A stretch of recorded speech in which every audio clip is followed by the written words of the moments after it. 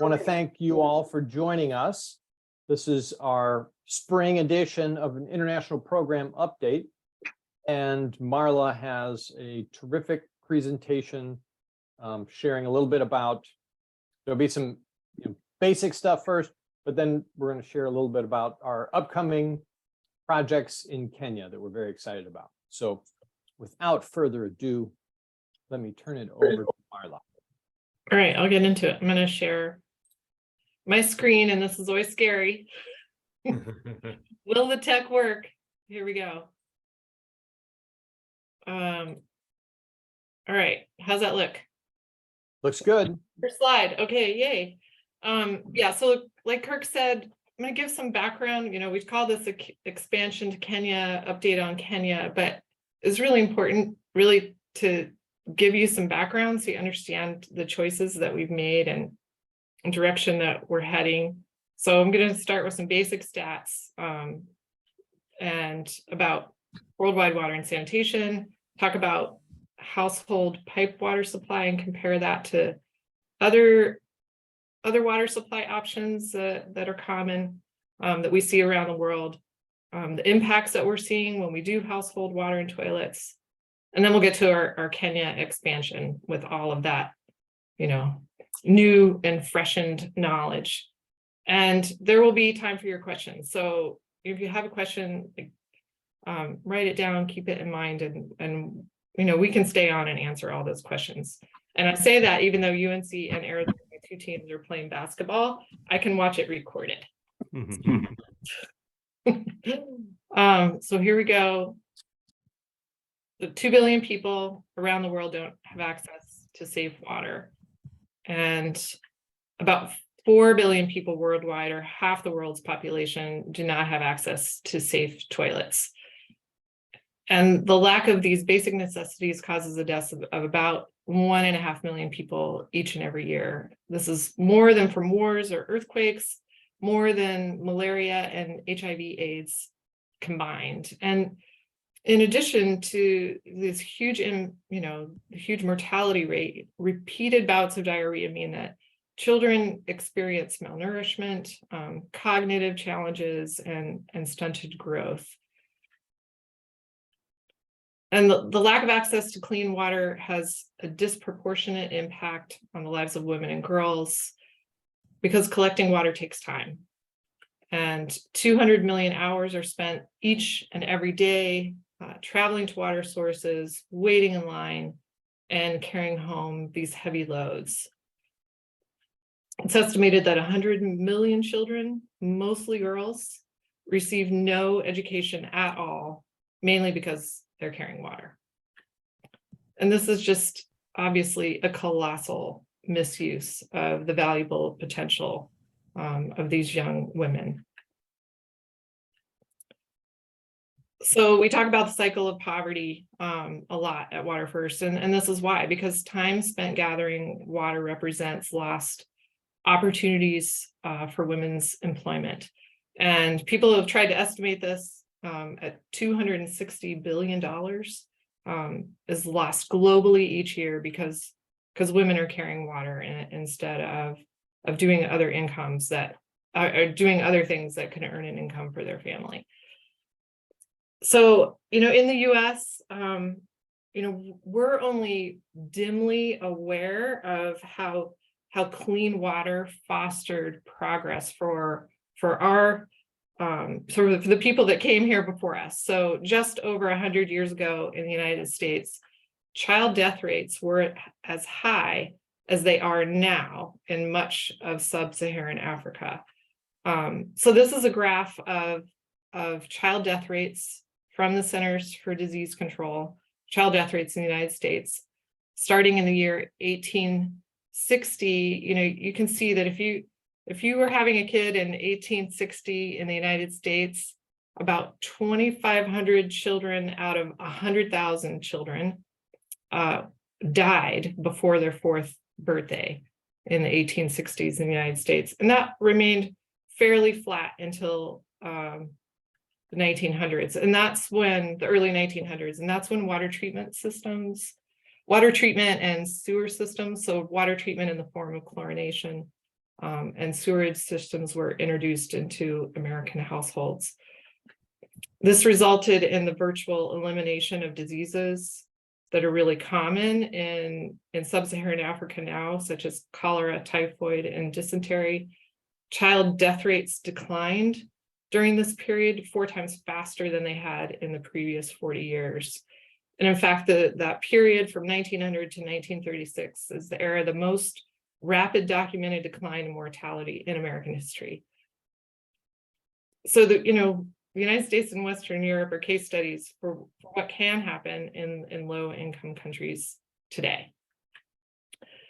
So why do water and toilets, how do they prevent transmission of diseases? So human feces are the main source of diarrheal pathogens. And this is what's called an F diagram, and you'll see why. Because when somebody defecates in the open, the bacteria, the viruses, other pathogens are spread by fingers, by flies, on fields or surfaces, and then through fluids, like contaminated water supplies. So there are barriers that we have to transmission of these illnesses. Clean water is one, drinking clean water, cooking with clean water. The toilet is a primary barrier against the transmission of diseases because it prevents these pathogens from ever entering our environments in the first place. If we use a toilet, a safe toilet that has a water seal, and that's important. That's how the fly is there on this diagram, and that's what the water seal is for in our toilet. It prevents flies from going down into the toilet, having contact with our feces, and then coming, up into our houses, our workplaces.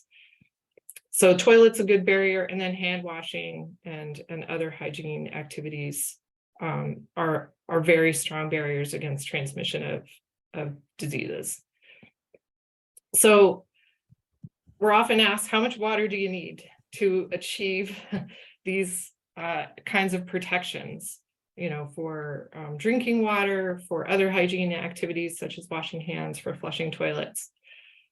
So the World Health Organization estimates that human beings need about 50 to 100 liters of water per day. For those of us who don't operate in metric units, that's about 13 to 26 gallons. So 13 to 26 gallons per person per day. And then what's the best way to get that volume of water to people? So first, some terminology that is kind of used in our sector. The first is unimproved, an unimproved water source. So that's a traditional water source. There have been no improvements. Basic access is another definition that's used in our sector. And that just means that people have a source of clean water, often groundwater, but it's not at their house.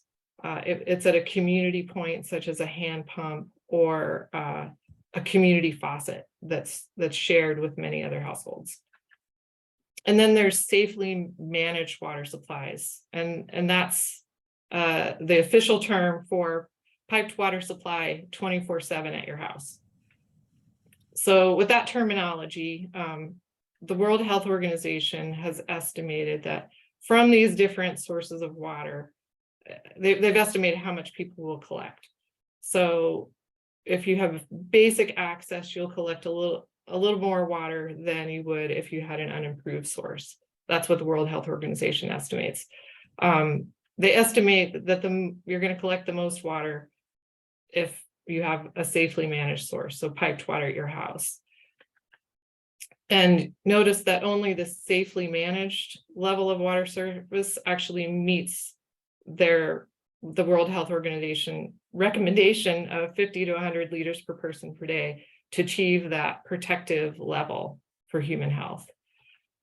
So we've looked at this in our own projects. We have projects in Ethiopia and Mozambique that involve community water points as well as household water points. So we're able to see in our own work how much water people are collecting from these different sources. And it basically matches what the World Health Organization is saying.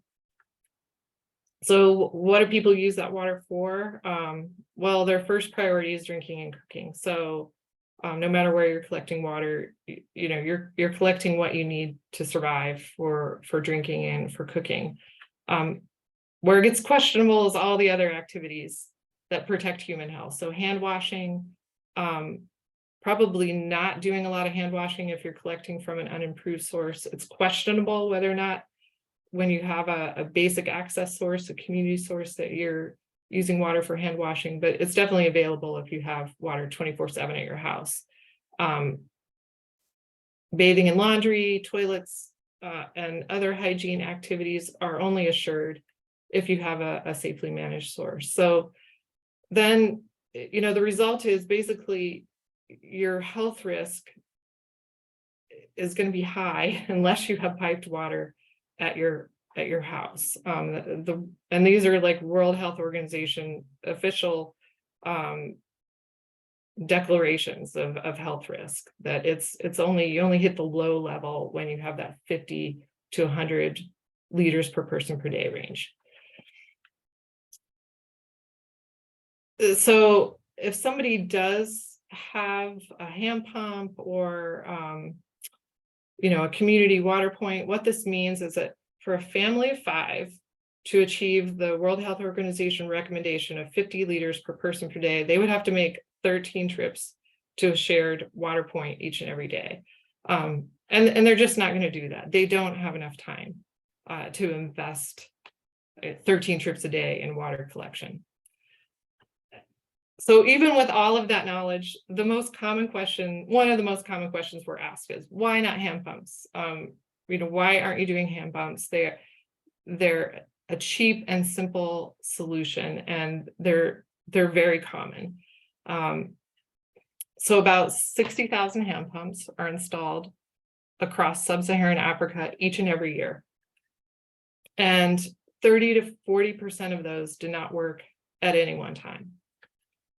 More often than not, these broken hand pumps are just abandoned. So they fall into disuse.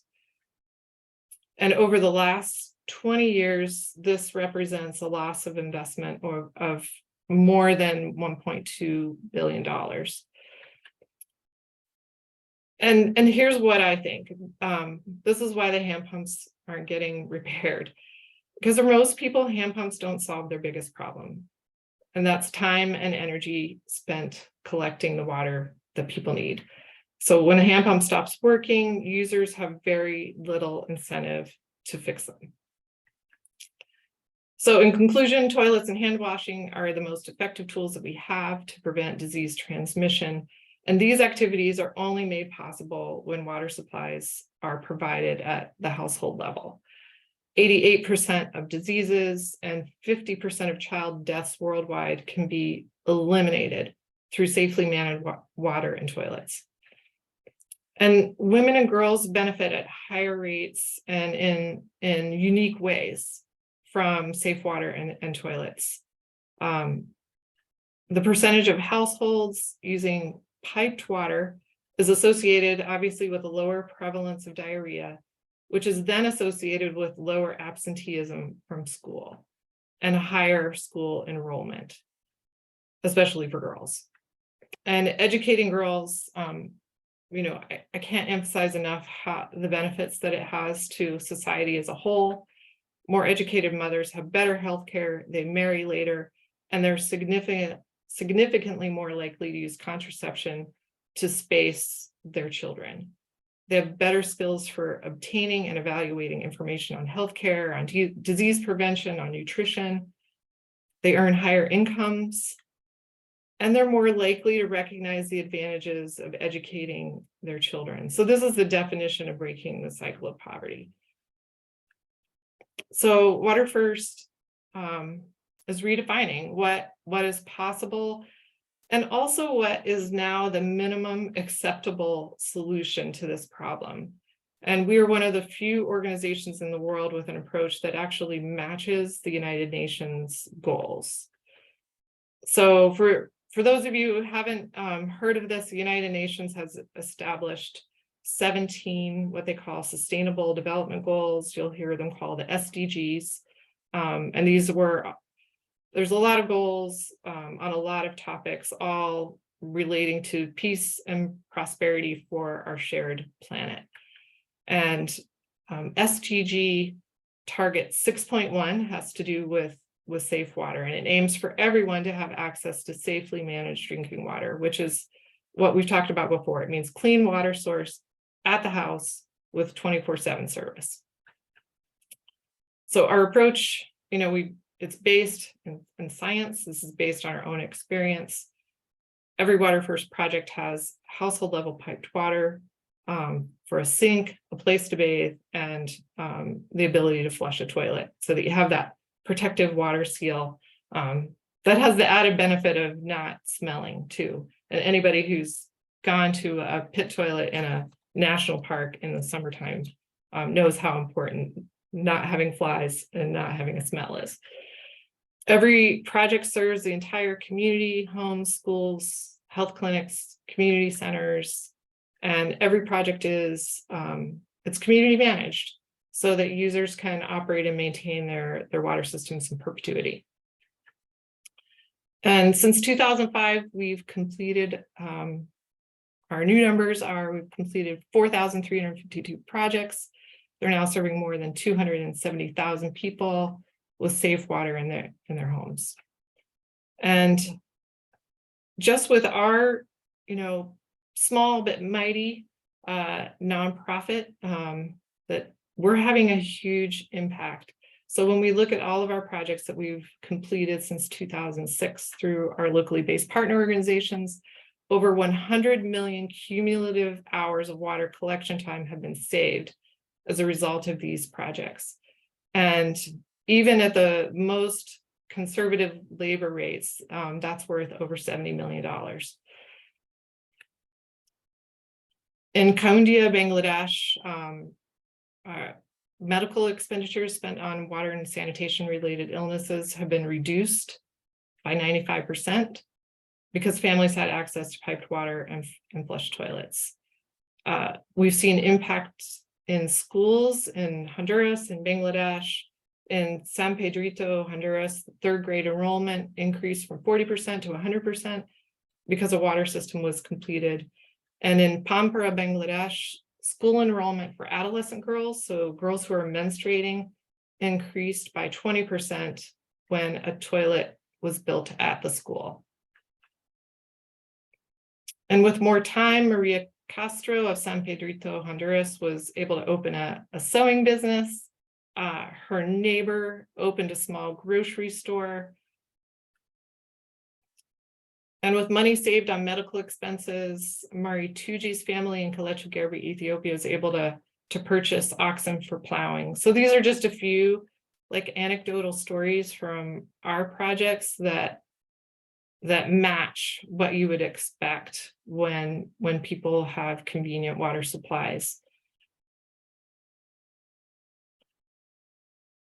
So this is a little bit about return on investment. So donors give us $1. So somebody donates $1.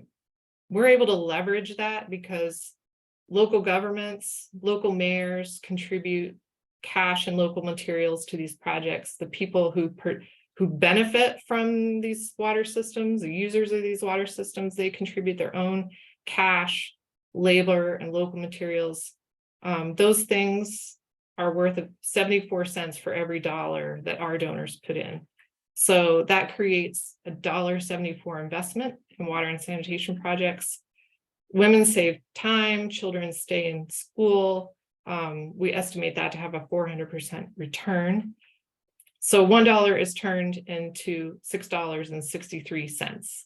A 663% return on investment for time savings alone, which we think is pretty good because we're not even including the huge impact on health benefits. That's just the time savings. So now we'll get to the Kenya portion. Our expansion to Kenya is because we want to invest where the need is greatest. So aid for water and sanitation services, the financial aid that all different kinds of donors provide for water and sanitation projects worldwide has actually been decreasing. So from 2017 to 2020, it decreased by almost 6%. The cut for sub-Saharan Africa was even greater. So water and sanitation aid for sub-Saharan Africa was cut disproportionately by 9%. And this is in a region where less than 10% of rural households have piped water on their premises. In other words, the world is reducing spending on water and sanitation projects everywhere. And the biggest cuts are being made where these projects are needed the most. Water First is going the opposite of that trend. We're actually increasing our investment in sub-Saharan Africa. And that's because we remain steadfast in our mission. We want to ensure that everyone in the world has access to piped water and toilets. So we started a search for new partners in Kenya I think in 2019. The pandemic slowed this progress on finding, we were looking for partners all over sub-Saharan Africa. We ended up identifying last year 2 new partners. They just both coincidentally happened to be in Kenya. We were searching for one partner. We ended up with a tie. We decided that we wanted to fund them both. We had faith in the Water First community that we could take this on, and we felt like both these organizations deserve to be funded and we're going to be very successful. So on the right-hand side of the screen, you can see the 2 counties where these 2 different organizations are working in Western Kenya. We're about to start a project in a community called Imukoye.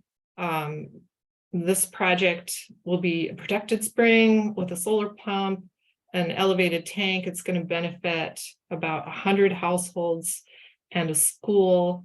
All the houses are going to get water sealed toilets. They'll have, a place to bathe, a shower, a faucet at every house. The school will also have water sealed toilets and hand washing facilities. The community will get extensive training and technical and administrative aspects so that they can own and operate this project on their own. Construction will begin soon. We're still finalizing details and budget with our new partner. And it's a big project, so we expect it to extend into 2024 and finish up sometime in 2024. Total budget for this project is now at, I think, $260,000, but it's still in process. So we actually went to visit the people of Imukoye in January, and I was really glad that I just happened to. I thought I'm just going to record what the women are saying. So I'm just going to share with you this short video. It's about 2.5 minutes so that you can hear Frida, who's pictured here, and just hear her words for yourself. All right, and here's another time where I hope the tech works. So let me know if you can't hear this video.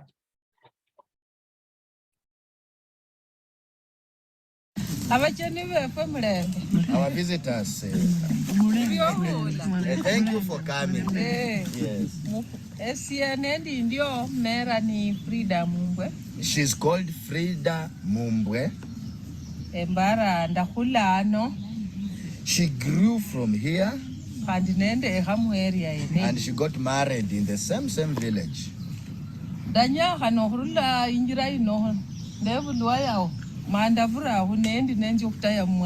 She was born in that homestead and she used to pass this road going to the spring.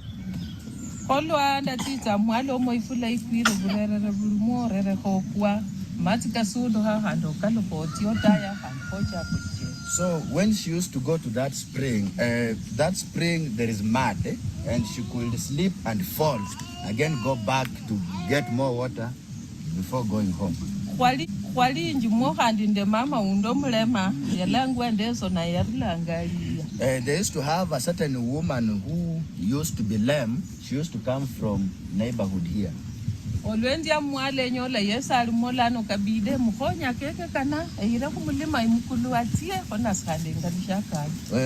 Most of the time she used to go to the spring. She could find that woman there. So it was her duty to assist that woman to get water upstream before going to fetch her own water.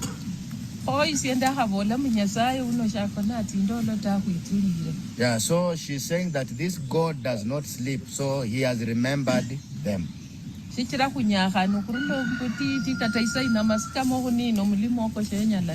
has suffered since she was young, and in fact even now her niece cannot go for that water currently. Hoisi kupatorio kubacheni befwe betire mukurerera makuwa malai amati kole kumukuru kwesikunyole keshindi shibolungwa shawa isho shirahandi kushiro kulolaho. So she is very happy to thank you visitors for coming so that they can get water at their doorstep, something that they have never seen, including the shower that they have just been hearing and they have never seen. So she's very grateful. Abacheni befwe karibuni nyasaye winjire myoyo cyenywe atirire zo winjira mwendio okubalinde ndia obayeresyo bulamu mutirire nefu mukuyini ekabuntu. So our visitors welcome so much the God who has entered into your hearts to continue being with you, give you good health so that you may continue helping them. And you have removed them from a very slavery condition to now to freedom. Thank you so much. That's what she had.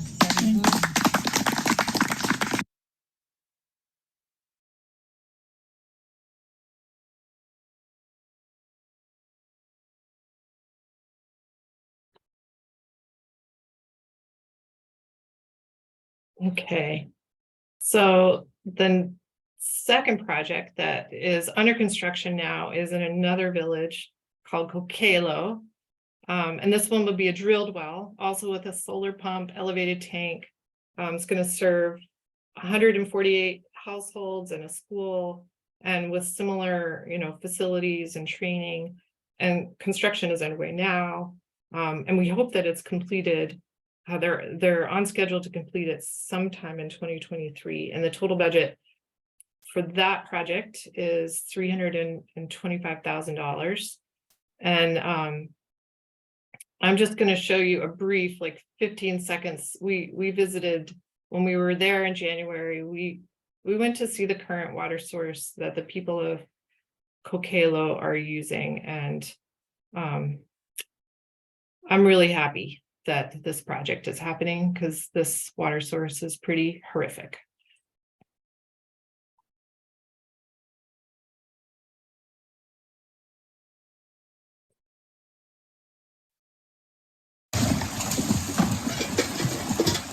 So when you're sent water is another opportunity.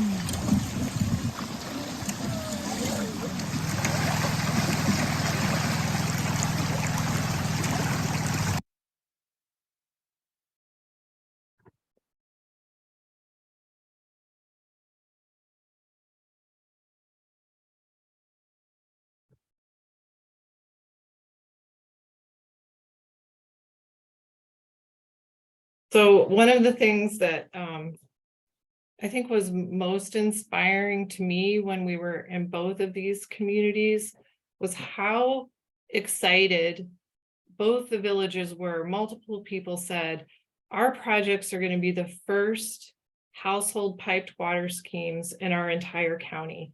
We heard that over and over, and people, they're obviously grateful that their families, their households are benefiting because it's a giant transformation for them. But they were also proud because they're the first. They knew that their projects would be models for future projects in the same area, because our goal is that 100% of the households in these two counties, in Kisumu and Kakamega counties, will eventually household water service. And, you know, we'll do that as fast as we can. Right now, we're at a point where we've identified these partners, and they can grow. As Water First grows and raise money, they can do more projects.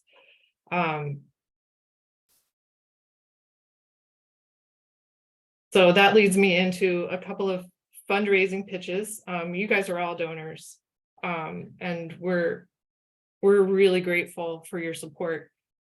You've allowed us to have a huge impact in all the countries where we've been working. We've learned a lot from our work that has brought us to this point, and we're really proud to be working with these Kenyan partners. So we hope that you'll join us on May 7th at our Carry 5 Walk for Water, either in person in Seattle or wherever you were. You can carry water for 5K in your own neighborhood. You don't have to be in Seattle, and still participate in this event, which is a fundraiser, but it's also a show of solidarity with our you know, partners around the world, with women and girls who are still carrying water. If you want more information, let us know. We're happy to send you that. And also wanted to make a pitch for traveling with us. We're back, we're traveling, we're excited to feel like we can travel safely post-pandemic to all the countries where we're doing projects. So we do have a trip. We don't have exact dates set yet, but we would like to take people with us to Kenya in June of 2023. If you're interested, let us know. We'll be in Bangladesh in December. And then we just returned from Honduras with a group of Global Fellows, our high school program, and also donors. So we'll be doing that trip again in February of 2024. And thought I would just leave Frida's quote on the screen before we head to the Q&A section. So now to freedom. Freedom with more piped water.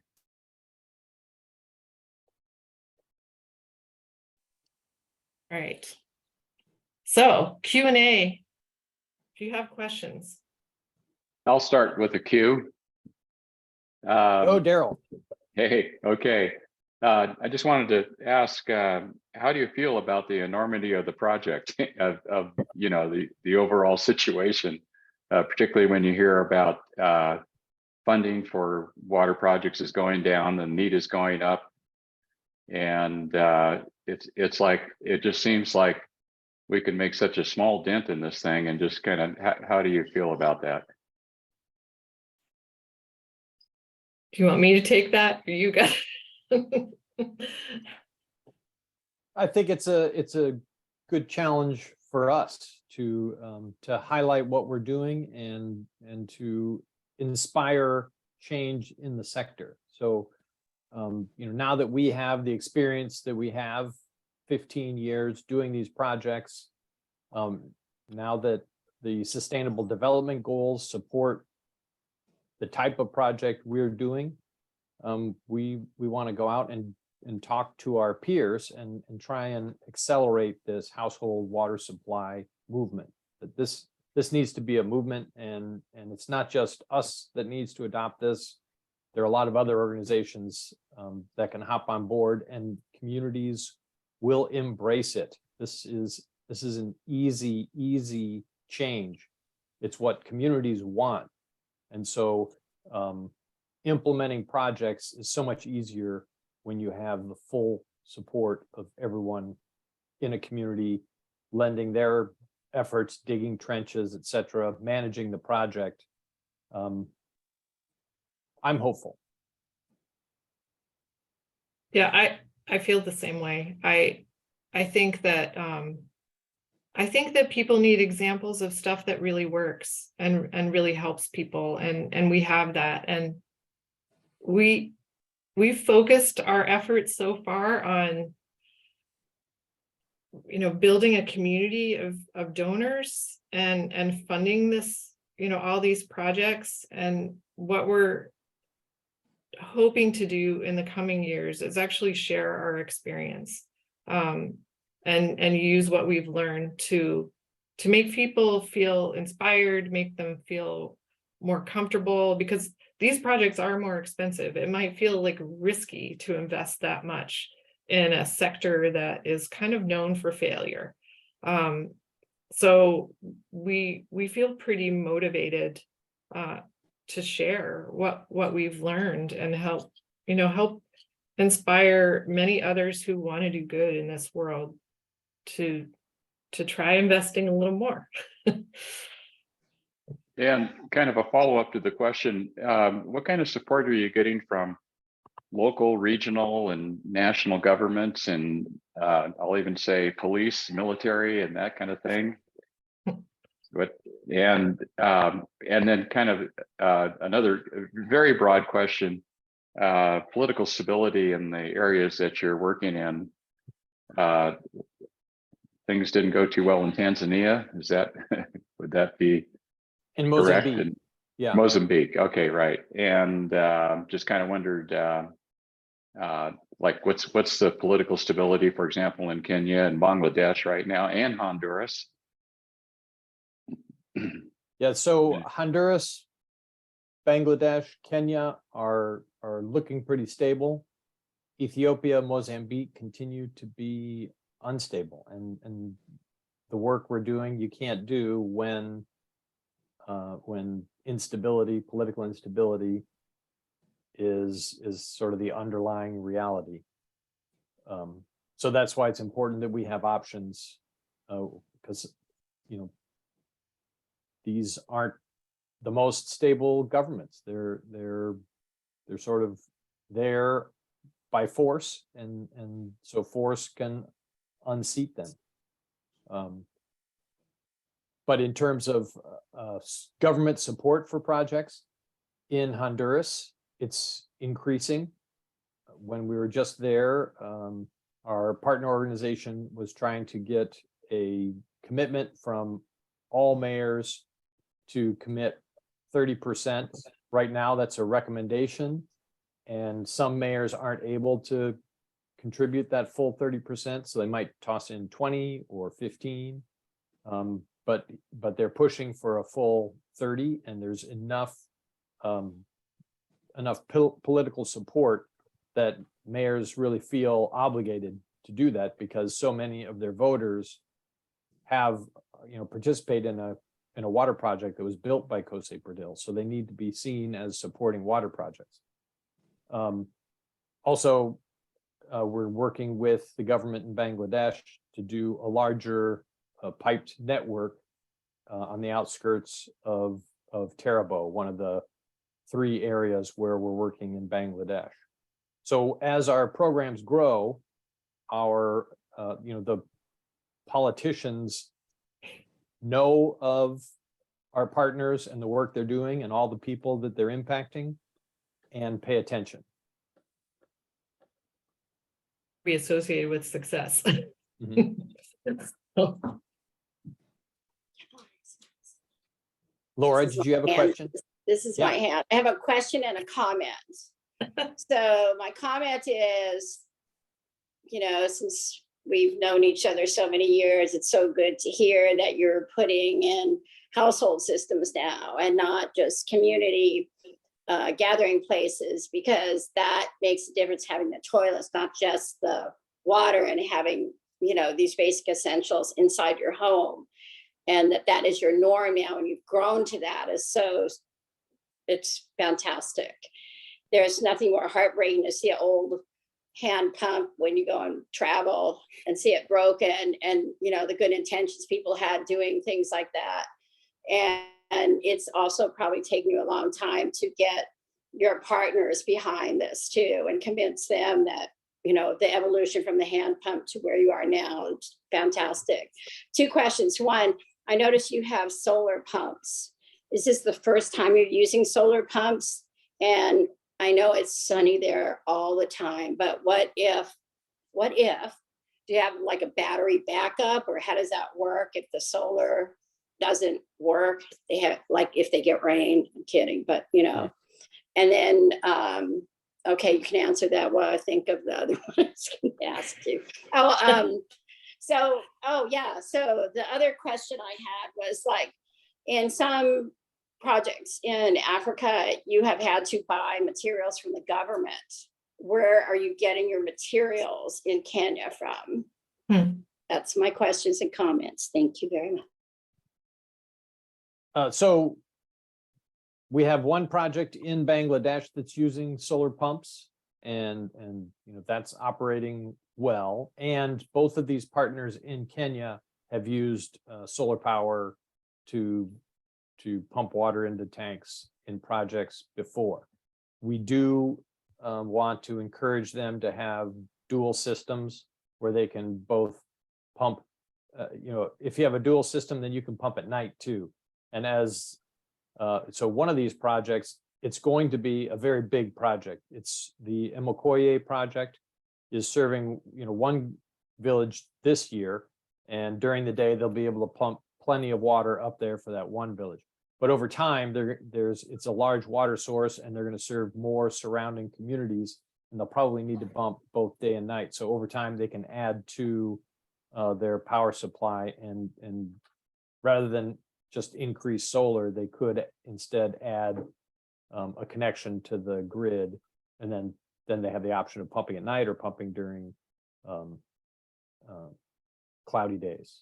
So having two systems is a good approach, or a battery backup, but they're close. Well, and it's been the solar also, just for context for everybody. I mean, obviously, like, we're not doing solar only because it's good for the climate and we're using a renewable energy source, but our projects are always designed to make things as cheap to operate over time as they possibly can be. So if we can eliminate a bill for electricity, or, you know, in Ethiopia, we didn't have options for solar when we were doing a lot of those projects. There's been a lot of advancements in solar, and we're able to take advantage of those now. So people in Ethiopia were paying pretty high bills for diesel to run a generator in order to generate electricity for a pump. So there's, you know, some engineering, economics, and sustainability of the project aspects that go into investing in like solar. It's just going to make it cheaper for people to operate. And then in terms of, are they buying any parts from the government? I haven't seen that in their proposals. It looks like they're going to market sources for all their materials. And I think Ethiopia is unique for that. You know, they just had their thumb in everything. The Ethiopian government, it was because we haven't experienced that anywhere else. That wasn't true in Mozambique either. Just checking. Yeah, no, that's a really good question. I mean, Laura, you're showing like how much experience you have. My experience with you guys, huh? You know, the other thing, you know, Laura, when you were asking your question, one thing that came to mind, which I thought might be interesting for everybody, and just thinking about this environment and the different partner organizations that are working, and how they've responded to different donors over the years. So we interviewed a lot of different potential partner organizations in sub-Saharan Africa, and to introduce ourselves to them and explain, you know, how we work, and that we want to do piped water at the home, and that we want to hear what their vision is, what their mission is, and we want to, you know, we want to fund that. We want to find if we have an intersecting mission vision and work together. And this is not an approach that many donors, or any, have taken with these organizations. So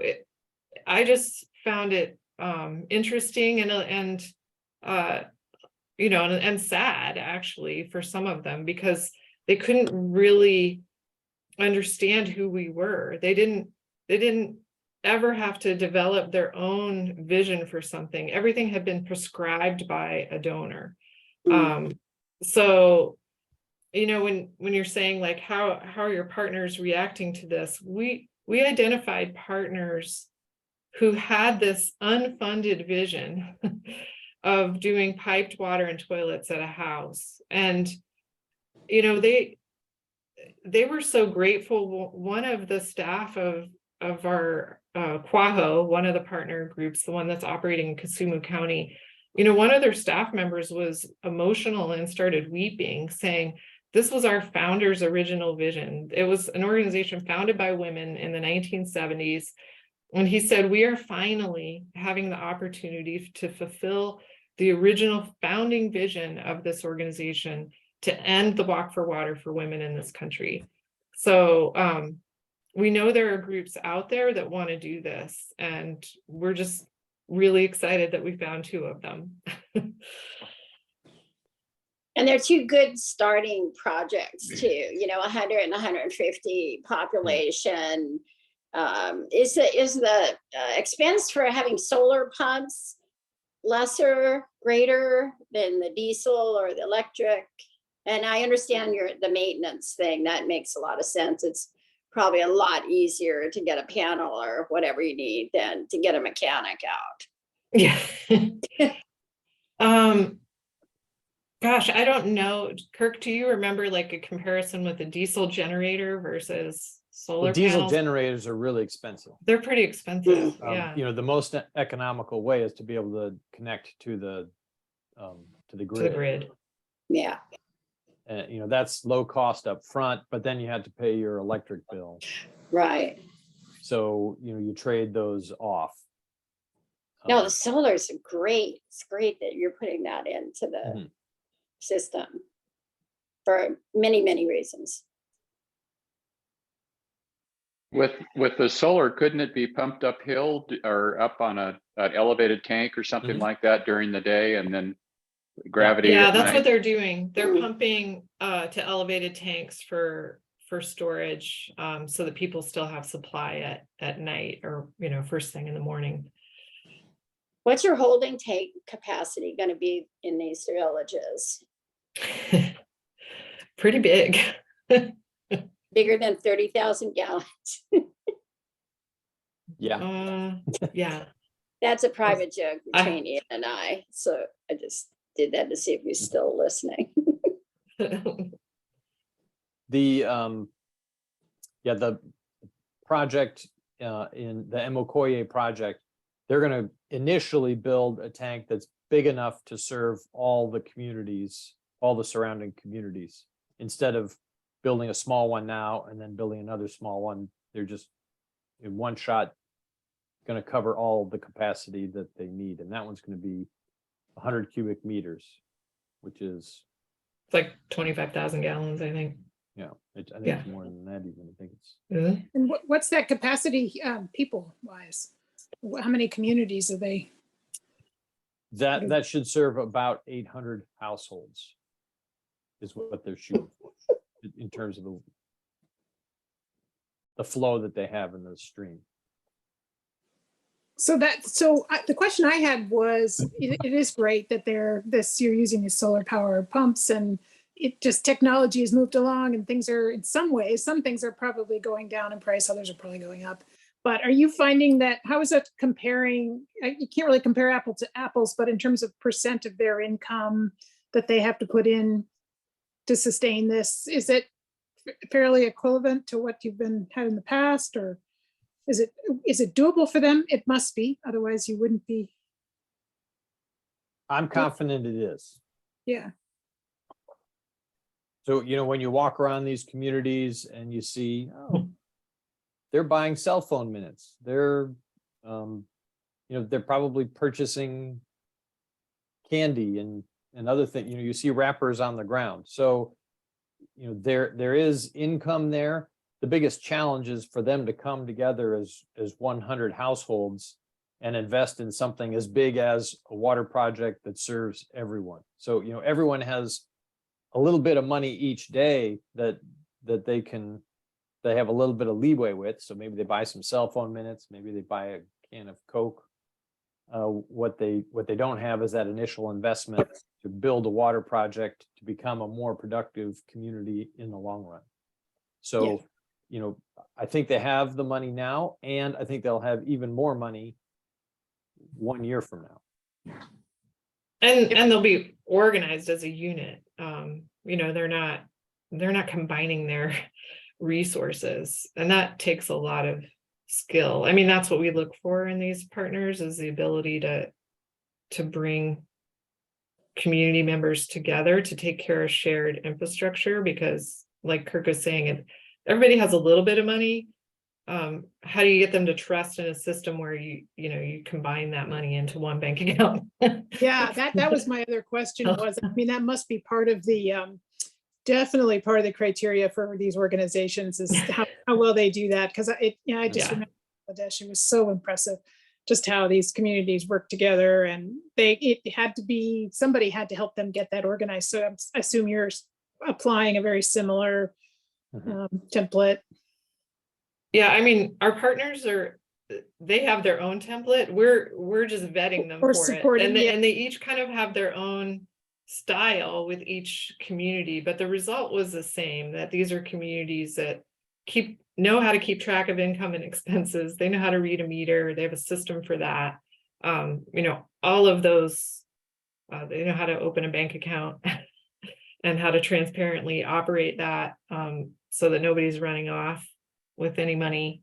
So those are all things that we're looking for when we're vetting. And that allows, you know, one thing that I think these initial projects have going for them is that the houses are pretty close together. These are rural communities, but they're not like so spread out. So we're able to serve a good number of people with each one. And that is going to make them more likely to be sustainable. You just have more people putting in their little bits of money to go towards long-term maintenance or replacement. Yeah, and both of these organizations showed us water committees from previous projects that were really, really well organized.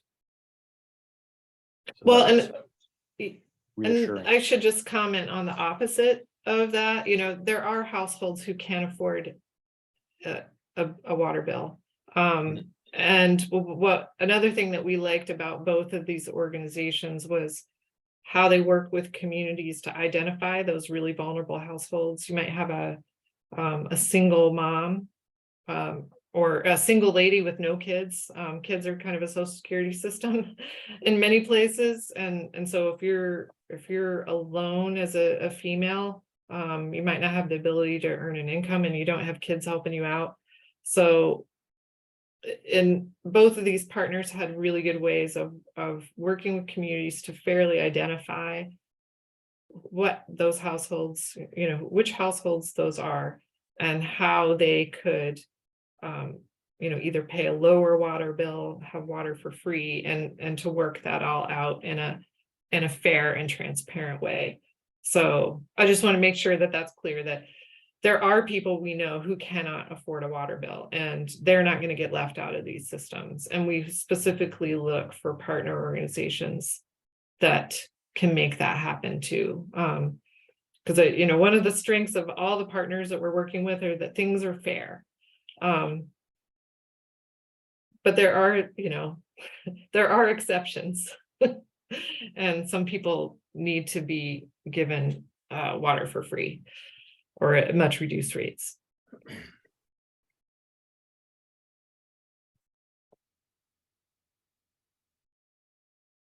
Yeah, what is the background of both partners? Had they been doing water projects with other organizations? Have they just done the community work? Have they just come together? Is there a history? You want me to answer, Kirk, or you want? Okay, so the first group, KWAHO, which stands for Kenya Water and Health Organization, they're the ones that were founded in the mid-70s. There was a UN conference for women, I think it was called, that was held in Mexico City. in the 1970s. So a group of Kenyan women traveled to this conference, got inspired to do something important for their country. And so they founded Kwaho, and Kwaho is focused on water and sanitation. So they don't do other kinds of projects.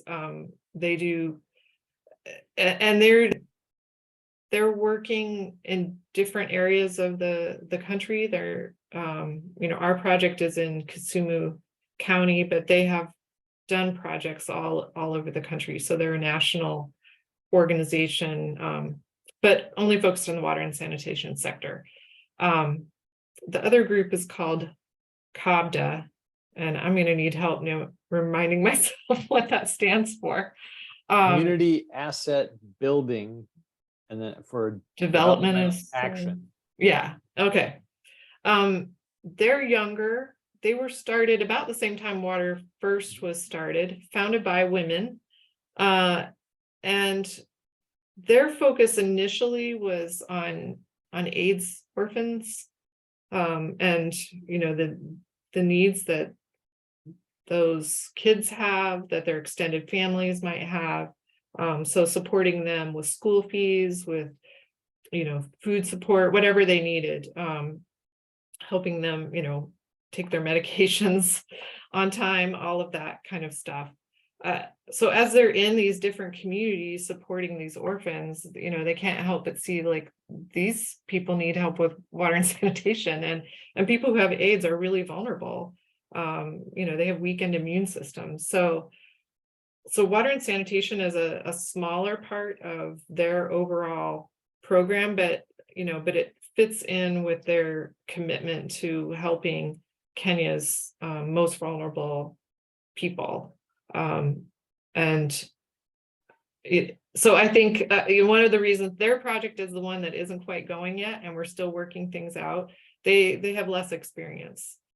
They have really great experience at organizing communities, which is the harder thing to do, but less technical experience at designing big projects. So they're taking a lot of time to make sure that they've thought through everything before any trenches are dug. Is that a good overview? Did I miss any important? That sounds good to me. Yeah, I'm excited. I mean, gosh, you got to meet these organizations. They're both, they're inspiring. Their staff are really, really capable. I'm so impressed with them and so happy we found them. I think, they have really capable staff that would just want to be doing this work. You can feel how committed they are personally to this work. So it feels like such a nice partnership. And one of the challenges for us in the way that we partner with people is, we're different. We want partners to be really transparent. We want to work through challenges together. Like we want them to be honest with us. We don't have any naivete about these projects. We know they're really hard and we know their challenges. So just tell us what your challenges are so that we know if a timeline is going to be impacted or whatever we need to know. And so far with these two new partners, I feel like they actually trusted in that from the beginning. We didn't have to take a year or two to warm up to each other. And so that's another thing I'm really liking about these two new groups. I feel like they believed us when we told them who we were and how we operate. That's great to hear. So on that, am I on a mute? Yeah. The question I had earlier regarding that first partner, so they're clearly doing a lot of work throughout Kenya, and you said they had a vision very aligned with yours. Was that when they said they wanted to get it into the village? Was it a leap for them to get it into the homes, or were they already there, and is that what they're doing? And I guess the question is, did they initially say, well, should we do more and not do piped? I mean, I'm sure that question still comes up. Or were they just there? Let's just pipe water to these homes. mean, what was their, when you said it was in their original vision, I'm just curious how far that vision was. Yeah, it was there. So they have, a number of projects that do have household connections because they built a piped network and they encouraged people to connect to it. But they didn't have funding to connect everyone. And they knew that just the higher income families in the community were the ones who were able to connect. So, and they knew from interacting with that community that everyone wanted to connect. So they were there from the get-go. Yes, we do want to connect every family from the get-go. Are you really going to fund that? Yes. Perfect. We're a good match. Yeah. Because the challenge is nobody would fund that for them. Right. Could I ask a question? Yes. So the numbers were, I think I remember somewhere around 300,000 for the project. Is that number, is that just sticks and bricks? Or is there engineering in that?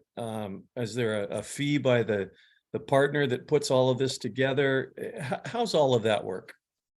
So it's a combination of materials and partner organization costs and some transportation costs. So and I could show you some budgets if you'd like, but it's, if I were to say off the top of my head, it's probably 60 to 70% materials, and then 15 to 20% partner organization costs for doing all that coordinating and working with the community and their engineers and whatnot, and then some their own overhead costs, like they have offices, they have to have cell phones, they have to have vehicles, and then sometimes they add in a few things like maybe some training for their own staff and capacity building for themselves as an organization. So it's primarily the construction cost, but there's also a little bit added in there. And we could sit down. We could sit down with the budget and I could show it to you. I'd love to see it, but it sounds like your partners are participating as well on a financial basis. If there's only 30% left for the engineering and the soft costs and all the unbelievable work they've got to do to put this together, there must be a lot of in-kind services that they're giving you as well along the way. Most of the in-kind services come from the community itself. Mm-hmm. And the low cost on the partner side basically reflects that they do not have high salaries. Mm-hmm. What are the in-kind contributions from the community? They dig the trenches.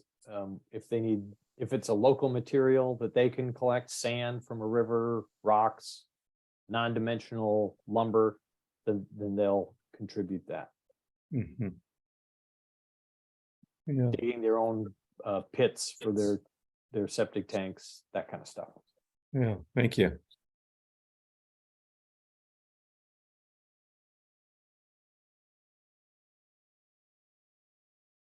Any other questions?